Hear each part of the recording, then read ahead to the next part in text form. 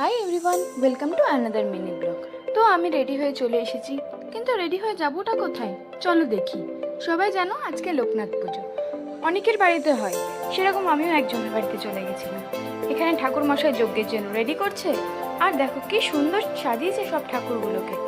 আর এখানে সব বড়রা গল্প করছে, তার মাঝে নিজেকে কেমন একটা লাগছিল, তাই আমি চলে গেলাম অন্য রুমে।